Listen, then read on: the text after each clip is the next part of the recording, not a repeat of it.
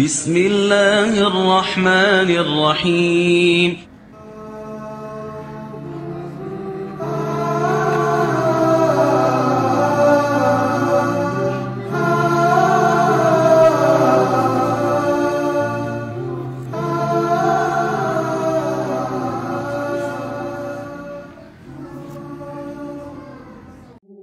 اعوذ باللہ من الشیطان الرجیم. بسم اللہ الرحمن الرحیم. تمام تعریفیں اس پاک پروردگار کے لیے کہ جو تمام جہانوں کا پالنے والا ہے، اور لاکھوں کروڑوں درود و سلام آن حضرت صلی اللہ علیہ وآلہ وسلم اور ان کی آل پر. آپ کا میزبان سلیم گیلانی قصص الانبیاء علیہ السلام لے کر حاضر خدمت ہوں. عزیزان گرامی، قصہ ہے اللہ کے پاک پیغمبر حضرت آدم علیہ السلام کا. اللہ تعالیٰ نے اپنی پیدا کی ہوئی ساری کائنات میں انسان کو خاص شرف بخشا ہے. دنیا کی ساری چیزیں اس کے لیے پیدا کی ہیں اور اس کو اپنی معرفت، اطاعت اور عبادت کے لیے پیدا فرمایا. ساری مخلوق کو اس کے لیے مسخر کیا اور اپنے فرشتوں تک کو اس کا خادم اور محافظ بنایا. پھر اس کی ہدایت اور رہنمائی کے لیے کتابیں نازل فرمائیں اور نبوت اور رسالت کا سلسلہ جاری فرمایا. پھر انہی میں سے کسی کو خلیل بنایا اور کسی کو شرف ہم کلامی بخشا اور بہت بڑی تعداد کو اپنی ولایت اور قرب خصوصی کی دولت سے نوازا.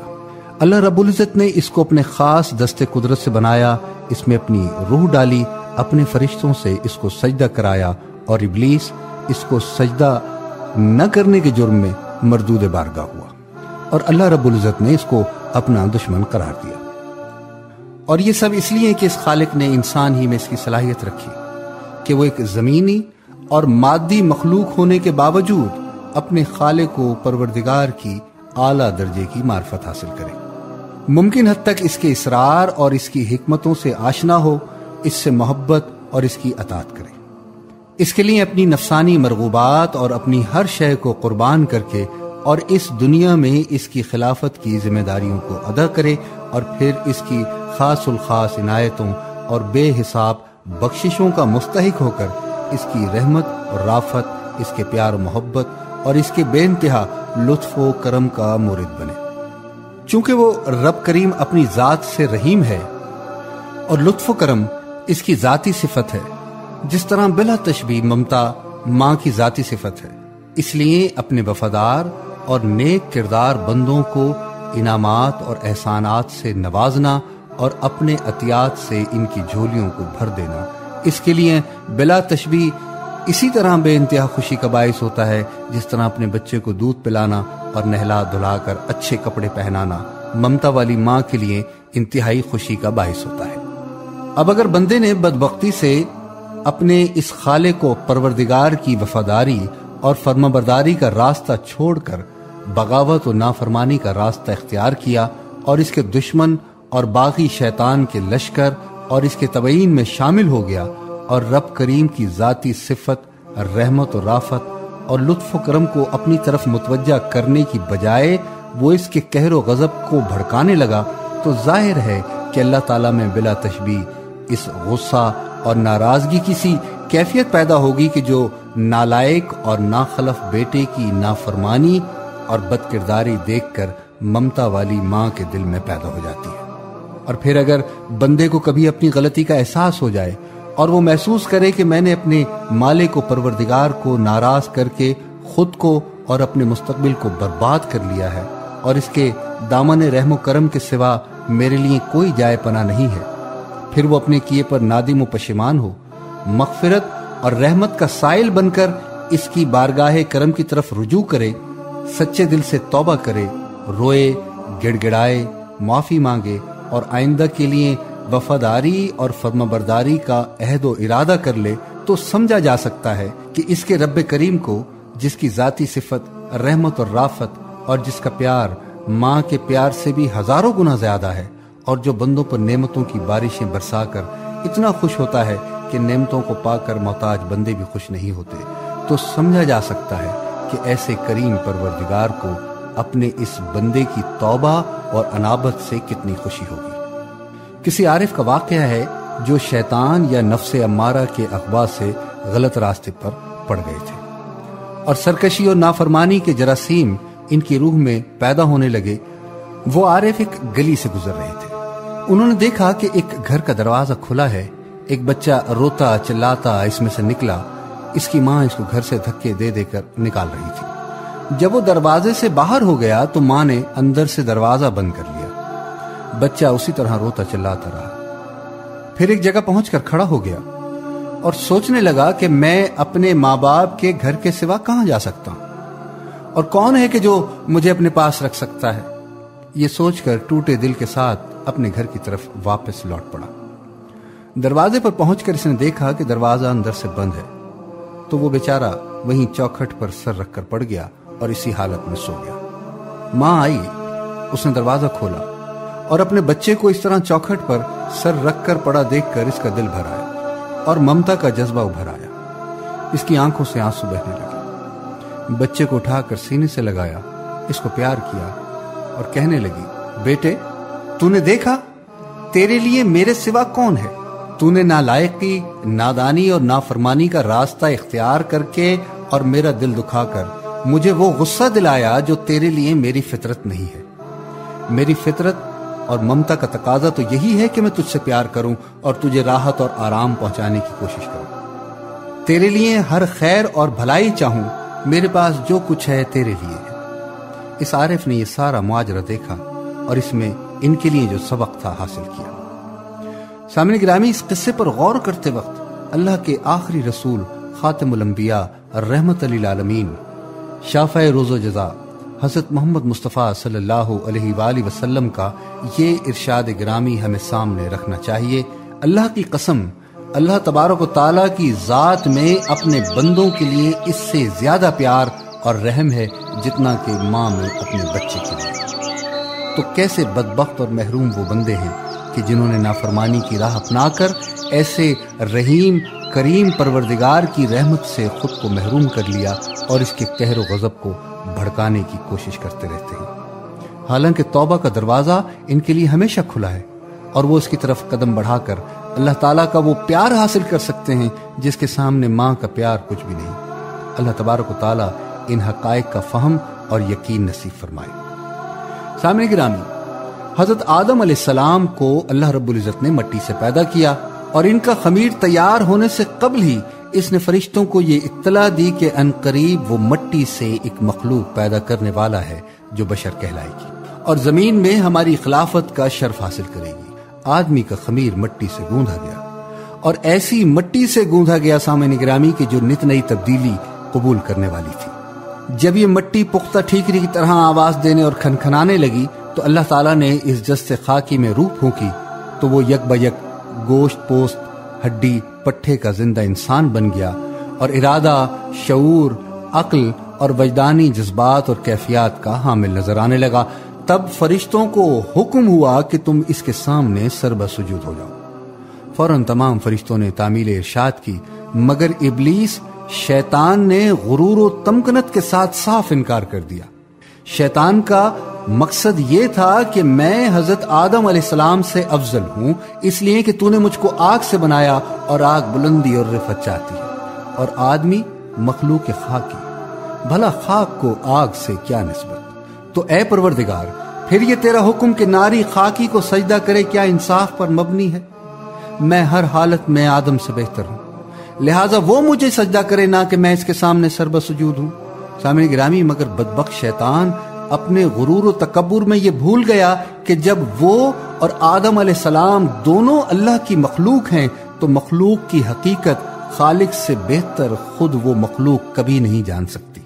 وہ اپنی تمکنت اور گھمنڈ میں یہ سمجھنے سے قاصر رہا کہ مرتبے کی بلندی اور پستی اس مادے کی بنا پر نہیں ہے کہ جس سے کسی مخلوق کا خمیر تیار کیا گیا ہو، بلکہ اس کی ان صفات پر ہے کہ جو خالق کائنات نے اس کے اندر ودیعت کی ہے۔ بہرحال شیطان کا جواب چونکہ غرور و تکبر کی جہالت پر مبنی تھا، اسی لیے اللہ تبارک و تعالیٰ نے اس پر واضح کر دیا کہ جہالت سے پیدا شدہ قبر و نخوت نے تجھ کو اس قدر اندھا کر دیا ہے کہ تو اپنے خالق کے حقوق اور احترام خالقیت سے بھی منکر ہو گیا ہے، اس لیے مجھ کو ظالم قرار دیا اور یہ نہ سمجھا کہ تیری جہالت نے تجھے حقیقت کو سمجھنے سے درماندہ اور عاجز بنا دیا ہے۔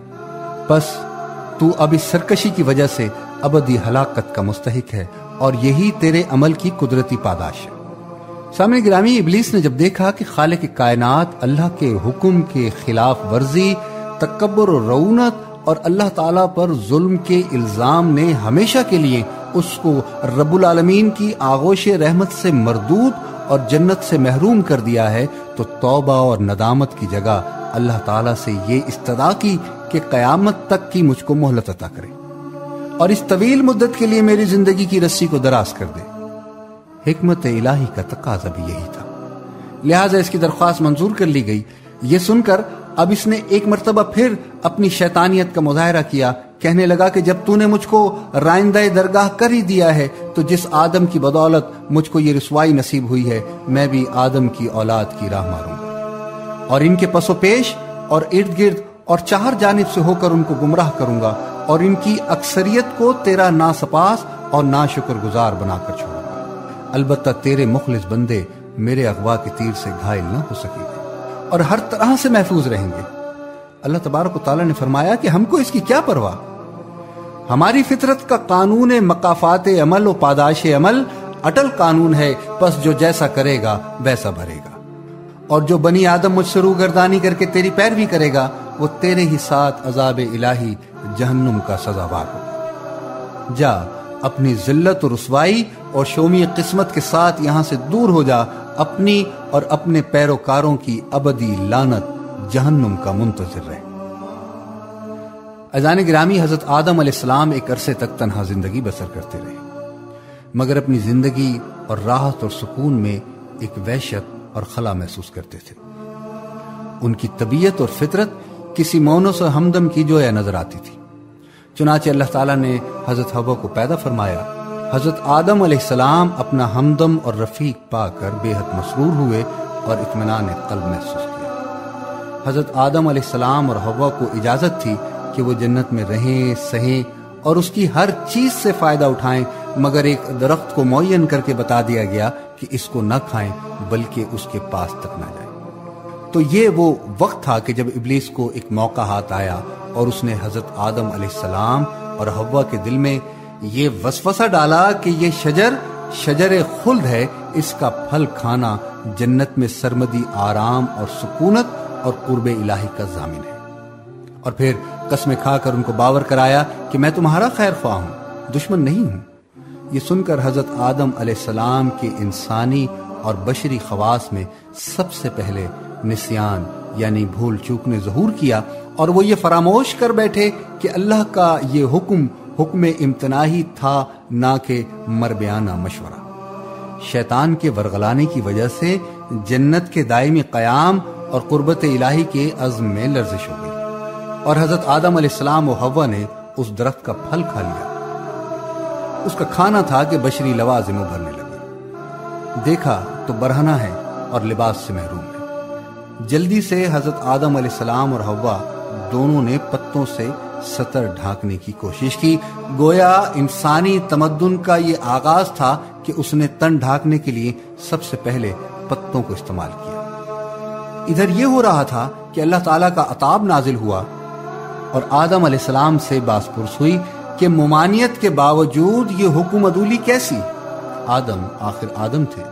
مقبول بارگاہ الہی، اس لیے شیطان کی طرح مناظرہ نہیں کیا اور اپنی غلطی کو تاویلات کے پردے میں چھپانے کی سعی نامشکور سے باز رہے۔ ندامت اور شرمساری کے ساتھ اقرار کیا کہ غلطی ضرور ہوئی ہے، لیکن اس کا سبب تمرد و سرکشی نہیں ہے، بلکہ بربنائے بشریت بھول چوک اس کا باعث ہے، تاہم غلطی ہے،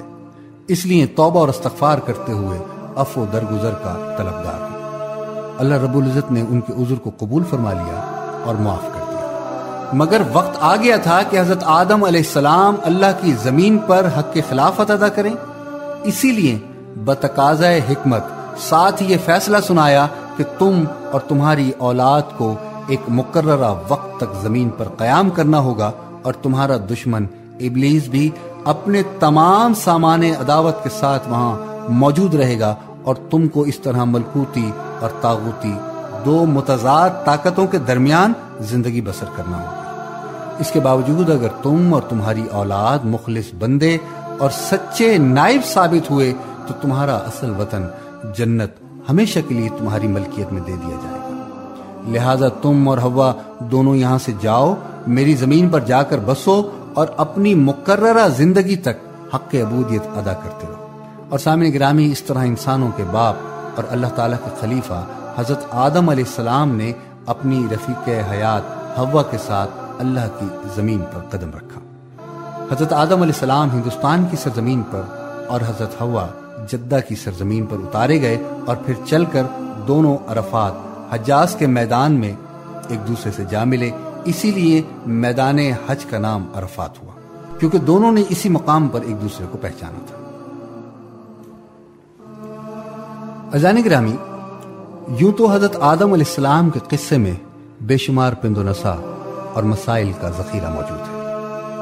اور ان کا احاطہ اس مقام پر ناممکن ہے، تاہم چند اہم عبرتوں کی طرف اشارہ کر دینا مناسب معلوم ہوتا ہے۔ سب سے پہلی بات جو سامنے آتی ہے وہ یہ ہے کہ اللہ تعالیٰ کی حکمتوں کے بھید بے شمار اور انگنت ہیں، اور یہ ناممکن ہے کہ کوئی بھی ہستی،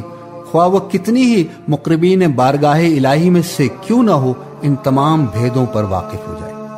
اسی لیے ملائکہ بھی اللہ تعالیٰ کے انتہائی مقرب ہونے کے باوجود خلافت حضرت آدم علیہ السلام کی حکمت سے آشنا نہ ہو سکے، اور جب تک معاملے کی پوری حقیقت سامنے نہ آ گئی وہ حیرت ہی میں غرق رہے۔ اور پھر یہ کہ اللہ تعالیٰ کی عنایت اور توجہ اگر کسی حقیر شے کی جانب بھی ہو جائے تو وہ بڑے سے بڑے مرتبے اور جلیل القدر منصب پر فائز ہو سکتی ہے، اور خلت شرف و مجد سے نوازی جا سکتی ہے۔ ایک مشت خاک کو دیکھیے، اور پھر خلیفت اللہ کے منصب پر نظر ڈالیے، اور پھر اس کے منصب نبوت اور رسالت کو ملاحظہ فرمائیے، گویا اس کے توجہ کا فیضان بخت و اتفاق کی بدولت یا خالی از حکمت نہیں ہوتا، بلکہ اس شے کی استعداد کی مناسب بے نظیر حکمتوں اور مصلحتوں کے نظام سے منظم ہوتا ہے۔ اور پھر یہ کہ انسان کو اگرچہ ہمہ قسم کا شرف عطا ہوا اور وہ ہر طرح کی جلالت اور بزرگی اس کے حصے میں آئی، تاہم اس کی خلقی اور طبعی کمزوری اپنی جگہ اسی طرح قائم رہی، اور بشریت و انسانیت کا وہ نقص پھر بھی باقی رہا۔ یہی وہ چیز تھی کہ جس نے حضرت آدم علیہ السلام پر بائیں جلالت قدر و منصب عظیم نسیان طاری کر دیا، اور وہ ابلیس کے وسوسے سے متاثر ہو گئے۔ پھر یہ چیز ہم دیکھتے ہیں کہ خطا کار ہونے کے باوجود اگر انسان کا دل ندامت اور توبہ کی طرف مائل ہو تو اس کے لیے باب رحمت بند نہیں، اور اس درگاہ تک رسائی میں نا امیدی کی تاریک گھاٹی نہیں پڑتی، البتہ خلوص اور صداقت شرط ہے۔ اور جس طرح حضرت آدم علیہ السلام کے نسیان اور لرزش کا عضو اسی کے دامن سے وابستہ ہے، اسی طرح حضرت آدم علیہ السلام کی تمام نسل کے لیے بھی اللہ کی رحمت اور معافی کا دامن وسیع ہے۔ بارگاہ الہی میں گستاخی یا بغاوت بڑی سے بڑی نیکی اور بھلائی کو بھی تباہ کر دیتی ہے اور ابدی ذلت و خسران کا باعث بنتی ہے۔ ابلیس کا واقعہ عبرتناک واقعہ ہے، اور اس کی ہزاروں سال کی عبادت گزاری کا جو حشر بارگاہ الہی میں گستاخی اور بغاوت کی وجہ سے ہوا، وہ بلا شبہ سرمایہ 100,000 عبرت ہے۔ سامعین گرامی، اللہ رب العزت نے اپنے آخری رسول حضرت محمد خاتم الانبیاء شافع روز و جزا صلی اللہ علیہ وآلہ وسلم کو ارشاد فرمایا کہ آپ اہل کتاب اور پوری امت کو حضرت آدم علیہ السلام کے 2 بیٹوں کا قصہ سنا دیجیے۔ یہ ارشاد اس حکمت کے تحت ہوا کہ واقعات ماضیہ اور گزشتہ اقوام کی سرگزشت اپنے دامن میں بہت سی عبرتیں اور نصیحتیں رکھتی ہیں، اور وہی تاریخ کی اصل روح ہے، اور ان میں سے بہت سے احوال و واقعات ایسے بھی ہوتے ہیں کہ جن پر مختلف احکام شریعہ کی بنیاد ہوتی ہے۔ انہی فوائد کے پیش نظر قرآن کریم کا اسلوب ہر جگہ ایسا ہے کہ موقع بموقع کوئی واقعہ بیان کرتا ہے، اور جس پہلو سے عبرت اور نصیحت کو نمایاں کرنا مطلوب ہوتا ہے اسی مناسبت سے واقعے کی تفصیل بیان کر دی جاتی ہے۔ حضرت آدم علیہ السلام کے دونوں بیٹوں کا یہ قصہ اسی اسلوب حکمت پر بیان کیا جا رہا ہے۔ اس میں موجودہ اور آئندہ نسلوں کے لیے بہت سی عبرتیں اور مواعظ ہیں۔ اس قصے میں قتل ناحق کی برائی اور اس کی تباہ کاری کا بیان کر کے قوم کو اس اعتدال پر لانا مقصود ہے کہ جس طرح حق کی حمایت میں اور باطل کو مٹانے میں قتل و قتال سے جی چرانا غلطی ہے، اسی طرح ناحق قتل و قتال پر اقدام دین اور دنیا کی تباہی ہے۔ تو سامعین گرامی، اس مختصر سی تمہید کے بعد ان دونوں بیٹوں کا واقعہ کہ جو صحیح روایت سے ثابت ہے پیش کر رہے ہیں۔ جب حضرت آدم و حوا علیہ السلام دنیا میں تشریف لائے اور تولد و تناسل کا سلسلہ شروع ہوا تو ہر ایک حمل سے ان کے 2 بچے پیدا ہوتے تھے، ایک لڑکا اور ایک لڑکی۔ اس وقت جب حضرت آدم علیہ السلام کی اولاد میں بجز بہن بھائیوں کے اور کوئی نہیں تھا اور بہن بھائی کا آپس میں نکاح نہیں ہو سکتا، تو اللہ رب العزت نے اس وقت کی ضرورت کے لحاظ سے شریعت آدم علیہ السلام میں یہ خصوصی حکم جاری فرما دیا تھا کہ ایک حمل میں جو لڑکا اور لڑکی پیدا ہوں وہ آپس میں حقیقی بہن بھائی سمجھے جائیں اور ان کے درمیان نکاح حرام قرار پائے۔ البتہ دوسرے حمل سے پیدا ہونے والی لڑکی پہلے حمل سے پیدا ہونے والے لڑکے کے لیے حقیقی بہن کے حکم میں نہیں ہوگی اور ان کے درمیان رشتہ ازدواج جائز ہوگا۔ اور پھر یہ ہوا کہ پہلے لڑکے قابیل کے ساتھ جو لڑکی پیدا ہوئی وہ حسین و جمیل تھی اور دوسرے لڑکے حابیل کے ساتھ پیدا ہونے والی لڑکی اتنی خوبصورت نہ تھی۔ سامنے گرامی، جب نکاح کا وقت آیا تو حسب ضابطہ حابیل کی بہن سے قابیل کی شادی اور قابیل کی بہن سے حابیل کی شادی قرار پائی۔ اس بات پر قابیل ناراض ہو کر حابیل کا دشمن ہو گیا۔ اسے یہ بات انتہائی ناگوار گزری اور وہ اس پر اصرار کرنے لگا کہ میرے ساتھ جو لڑکی پیدا ہوئی ہے وہی میرے نکاح میں دی جائے،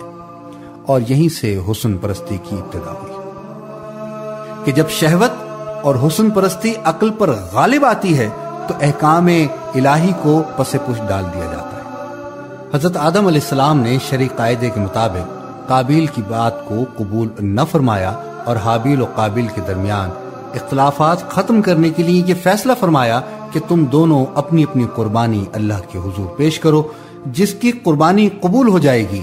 وہ لڑکی اس کے نکاح میں دے دی جائے گی، کیونکہ حضرت آدم علیہ السلام کو یقین تھا کہ قربانی اسی کی قبول ہوگی کہ جس کا حق ہے، یعنی حابیل کا۔ عزیزان گرامی، اس زمانے میں قربانی کی قبولیت کا یہ الہامی دستور تھا کہ نظر و نیاز کی چیز کسی بلند جگہ پر رکھ دی جاتی اور آسمان سے آگ نمودار ہو کر اسے کھا جاتی تھی۔ جس قربانی کو آگ نہ کھائے تو یہ علامت اس کے نہ قبول ہونے کی ہوتی تھی۔ پس دونوں نے اپنی اپنی قربانیوں کی تیاری شروع کر دی۔ حابیل نے کہ جو مویشیوں اور بکریوں والا تھا اپنے ریوڑ میں سے ایک بہترین دمبا اللہ کی نذر کیا۔ قابیل کاشتکار تھا، اس نے بہت ہی ردی قسم کا غلہ ایک ڈھیری کی شکل میں پیش کیا اور دل میں یہ خیال چھپا کر رکھا کہ میری قربانی قبول ہو یا نہ ہو مجھے اس کی کوئی پرواہ نہیں،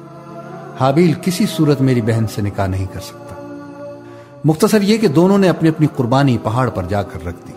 پھر حضرت آدم علیہ السلام نے دعا فرمائی اور آسمان سے ایک آگ آئی اور حابیل کی قربانی کو کھا گئی اور قابیل کی قربانی جوں کی توں پڑی رہی۔ تو اس طرح قبولیت قربانی کا شرف حابیل کے حصے میں آیا۔ یہ وہ بات تھی، اس پر قابیل کو اپنی ناکامی کے ساتھ رسوائی کا منہ دیکھنا پڑا۔ وہ اپنی اس توہین کو کسی طرح برداشت نہیں کر سکتا تھا اور اس کے دل میں حسد کی آگ بھڑک اٹھی۔ اس نے حابیل سے صاف کہہ دیا کہ تو اس لڑکی سے نکاح سے باز آ جا ورنہ میں تجھے جان سے مار دوں گا۔ سامعین گرامی، جو لوگ غرض کے دیوانے ہوتے ہیں وہ سوائے اس کے کچھ نہیں جانتے کہ جس طرح سے بھی ہو سکے ان کی خواہش پوری ہو، اور جو کوئی اس کے پورا ہونے میں رکاوٹ ڈالے اسے کسی نہ کسی طرح اپنے راستے سے ہٹانے کی سر توڑ کوششیں کرتے ہیں، سازشیں کرتے ہیں، رشوتیں دیتے ہیں اور دھمکیاں دیتے ہیں۔ غرض یہ کہ کسی بات سے نہیں چوکتے، گناہ، ثواب، حلال، حرام، غرض کے تمام قواعد و ضوابط کو پس پشت ڈال دیتے ہیں، اور قابیل نے اسی طریقے کی بنیاد ڈالی۔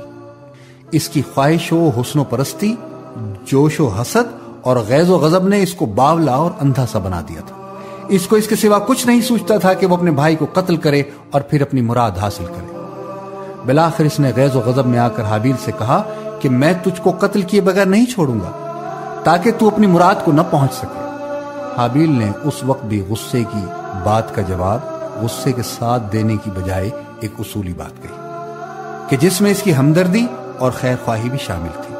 کہ اللہ تعالیٰ کا یہ دستور ہے کہ وہ متقی اور پرہیزگار کے عمل کو قبول فرماتا ہے۔ اگر تم تقوی اور پرہیزگاری اختیار کرتے تو تمہاری قربانی بھی قبول ہوتی، مگر تم نے ایسا نہیں کیا، اسی لیے تمہاری قربانی قبول نہیں ہوئی۔ تو جب ایسا نہیں ہوا تو اس میں میرا کیا قصور ہے؟ قابیل یہ سن کر اپنی نیت کے کھوٹ کی طرف توجہ کرنے کی بجائے حابیل سے حسد کرنے لگا۔ سامعین گرامی، ہمیں یہ بات یاد رکھنی چاہیے کہ جب آدمی پر حسد کا دورہ پڑتا ہے تو اس کو اپنی کوتاہیاں اور نالائکیاں نظر نہیں آتی،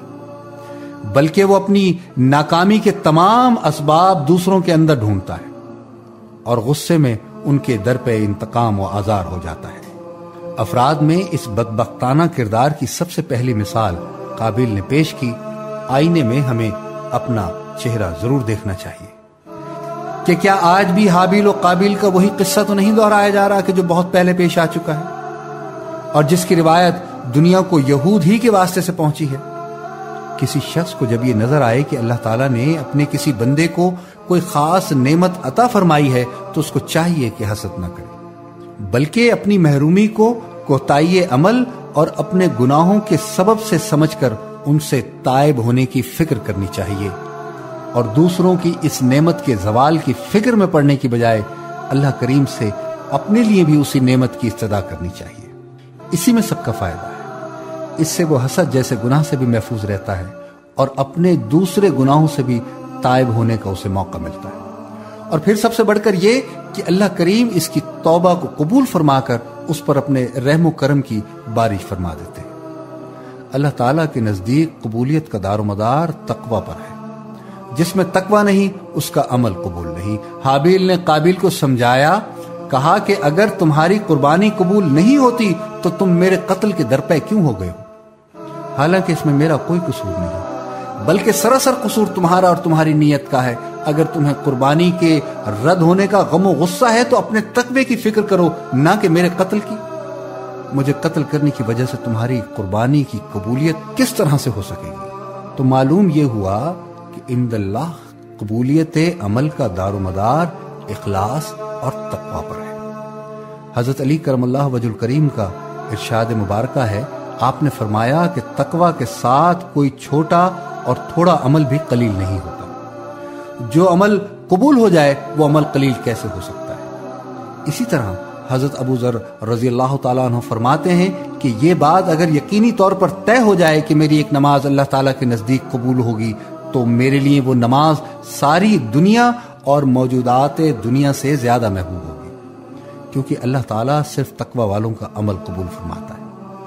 تو سامعین گرامی، مختصر یہ کہ حابیل نے جب دیکھا کہ یہ مجھے قتل کرنے کا اقدام کر رہا ہے تو اس نے کہا کہ اے بھائی، میں تو کسی طرح تجھ پر ہاتھ نہیں اٹھاؤں گا، کیونکہ میں اللہ رب العالمین سے ڈرتا ہوں کہ جس نے مجھ کو اور تم کو دونوں کو پیدا کیا اور جس نے ایک دوسرے کے جان و مال کے احترام کی ہدایت فرمائی۔ اگر تم مجھے قتل کرو گے تو میرے قتل کا بار گناہ تمہارے سر ہوگا اور پھر تم دوزخیوں میں سے ہو جاؤ گے۔ مگر قابیل نے حابیل کی ایک نہ سنی۔ اس کے حسد نے اس کو بالآخر اپنے بھائی کے ہولناک قتل پر آمادہ کر لیا۔ سامعین گرامی، قدرت نے انسان کے اندر ایک نفس لوامہ ودیعت فرمایا ہے جو اس وقت تک کسی ارادہ جرم کے خلاف احتجاج کرتا رہتا ہے جب تک مختلف تعویلوں اور بہانوں سے آدمی اس کی زبان بند نہ کر دے۔ اب قابیل کو بھی اسی مرحلے سے گزرنا تھا، لیکن بالآخر اس کے حسد اور حسن پرستی کے جذبے نے اس کو اس ہولناک جرم پر آمادہ کر ہی لیا۔ ہمیں یہ بات یاد رکھنی چاہیے کہ ابتدا میں ہر مجرم کو اسی طرح جھجک پیش آتی ہے، لیکن جب وہ جرم پر جرم کیے چلا جاتا ہے تو وہ جرائم کرنے میں بالکل بے باک ہو جاتا ہے، اور اس طرح کی کشمکش انسان کے سامنے آزمائش کا ایک میدان کھول دیتی ہے جس میں نامرادی اور فتح مندی دونوں کے مواقع اور امکانات موجود ہوتے ہیں۔ اگر انسان اس کشمکش میں اپنے نفس کو زیر کر لے تو وہ فتح مند ہو جاتا ہے۔ قابیل نے اپنے نفس سے شکست کھائی، اس کا نفس اس پر غالب آ گیا اور اسی وجہ سے وہ نامراد اور ناکام ہو گیا۔ بس جب قابیل نے اپنی خواہش کو پورا کرنے کے لیے حابیل کو قتل کرنے کا فیصلہ کیا تو اب اس کی سمجھ میں نہیں آتا تھا کہ وہ اس کو کس طرح سے قتل کرے۔ اور پھر شیطان کہ جو انسان کا ازلی دشمن ہے اور جس نے قسمیں کھائی تھی کہ میں ضرور بنی آدم کو اغوا کروں گا اور سیدھے راستے سے بہکاؤں گا، تو اپنی پرانی دشمنی کا بدلہ لینے کا موقع اس کو پھر ہاتھ آ گیا۔ وہ بھیس بدل کر قابیل کے سامنے آیا، ایک پرندے کو پکڑ کر پرندے کا سر پتھر پر رکھا اور اوپر سے دوسرا پتھر دے مارا۔ تو اس طرح قابیل کو اس نے قتل کرنے کا طریقہ سکھلایا۔ اب قابیل اس تلاش میں تھا کہ وہ موقع پا کر اپنے بھائی کو بھی اسی طرح سے قتل کر دے۔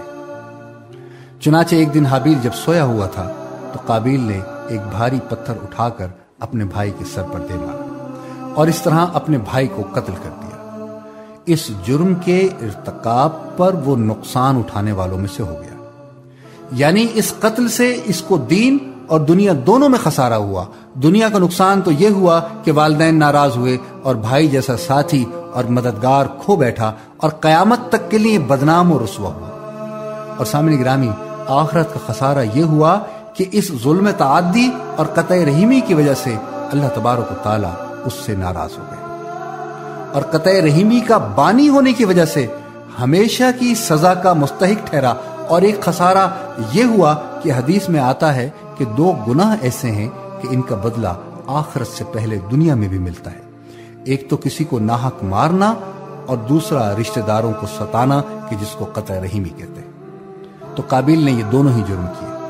ایک روایت میں یہ بھی آتا ہے کہ اللہ کے آخری رسول حضرت محمد مصطفیٰ صلی اللہ علیہ وآلہ وسلم نے فرمایا کہ دنیا میں جب بھی کوئی ظلم سے قتل ہوتا ہے تو اس کا گناہ حضرت آدم علیہ السلام کے پہلے بیٹے قابیل کی گردن پر ضرور ہوتا ہے، اس لیے کہ وہ پہلا شخص ہے کہ جس نے ظالمانہ قتل کی ابتدا کی اور یہ ناپاک سنت جاری کی۔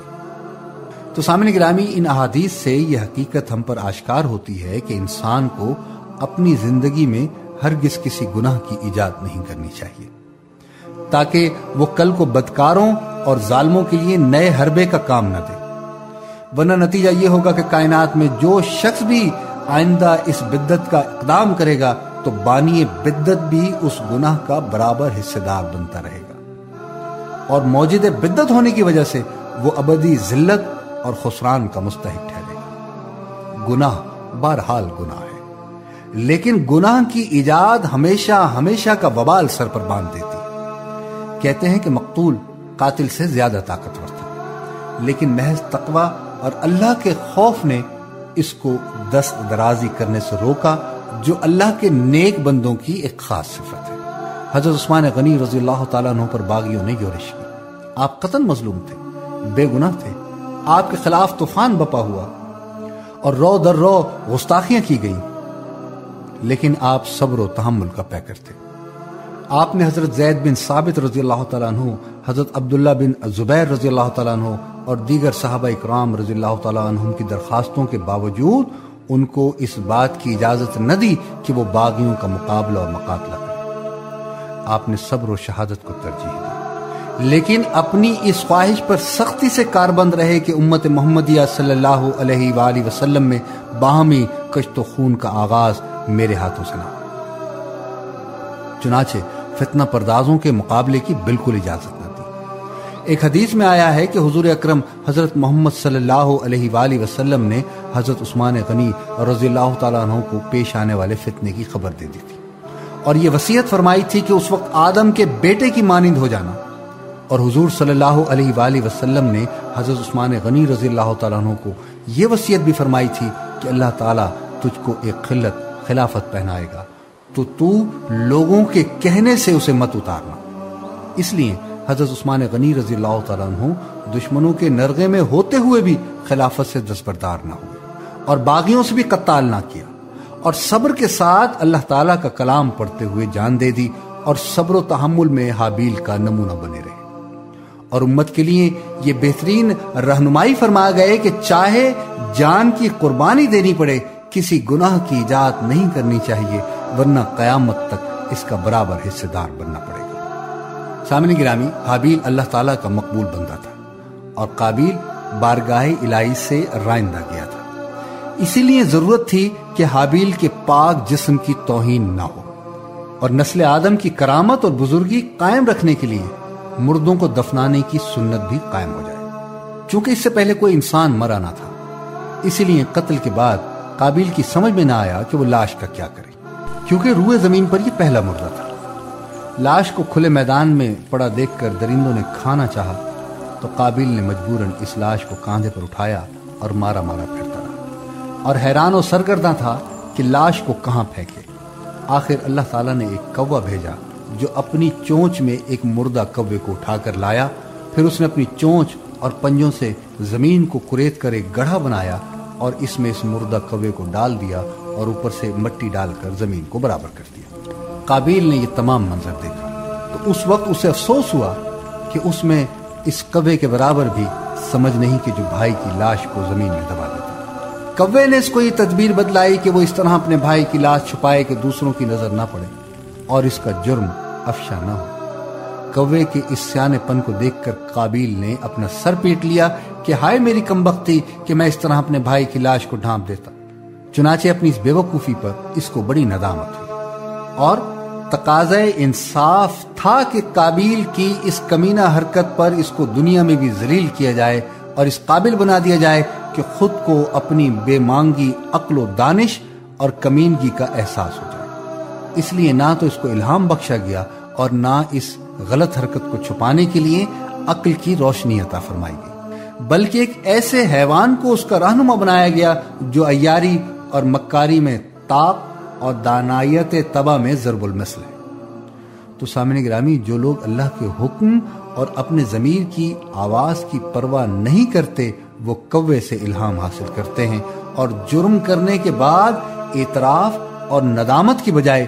اس کو چھپانے کی تدبیریں کرتے ہیں۔ سنت اللہ یہی ہے کہ جب کوئی اللہ کی آیات اور اس کے احکام اور اس کی تنبیہات سے اپنے کان اور آنکھیں بند کر لیتا ہے تو اللہ تعالیٰ اس پر ایک شیطان مسلط کر دیتا ہے جو اس کا ساتھی بن کر اس کو اس کی خواہشات کی وادیوں میں ٹھوکریں کھلاتا پھرتا ہے۔ اس چیز کو قرآن حکیم میں اس طرح بیان کیا گیا ہے کہ جو اللہ رحمان کے ذکر سے غافل ہو جاتا ہے اللہ اس پر ایک شیطان مقرر کر دیتا ہے جو اس کے شب و روز کا ساتھی بن جاتا ہے۔ اگرچہ حابیل نے قابیل کو بڑی مؤثر اور دل نشین نصیحتیں بھی کی لیکن اس کا دل ذرا بھی نہ پسیجا۔ جب وہ اپنی سنگدلی کا مظاہرہ کر چکا اور اللہ کے غیظ و عذاب میں گھر گیا تو اس گناہ کے ارتکاب کی وجہ سے قابیل کہ جو اپنے حسن و جمال میں اپنی مثال آپ رکھتا تھا کالا پڑ گیا۔ اس ناحق خونریزی کی وجہ سے کائنات کی ہر شے متاثر ہوئی، درخت خاردار ہو گئے، کھانے سڑنے لگے، پھلوں میں ترشی پیدا ہو گئی، پانی شور ہو گیا، زمین غبار آلود ہو گئی۔ کہتے ہیں کہ حضرت آدم علیہ السلام کو جب اس واقعے کا علم ہوا تو آپ 100 سال تک نہیں ہنسے تھے۔ اللہ رب العزت کی کھرب و رحمتیں ہوں حضرت آدم علیہ السلام اور حضرت اماں حوا اور حابیل پر اور قیامت تک ہر توبہ کرنے والے اور والیوں پر اور قیامت تک ہر آنے والے مرد اور عورت کی طرف سے کھربوں سلام ہوں ان کو، آمین ثم آمین۔ سامعین گرامی، سلیم گیلانی کو پروگرام قصص الانبیاء علیہ السلام سے اجازت دیجیے، آپ لوگوں سے پھر ملاقات ہوگی۔ وآخر دعوانا ان الحمدللہ رب العالمین۔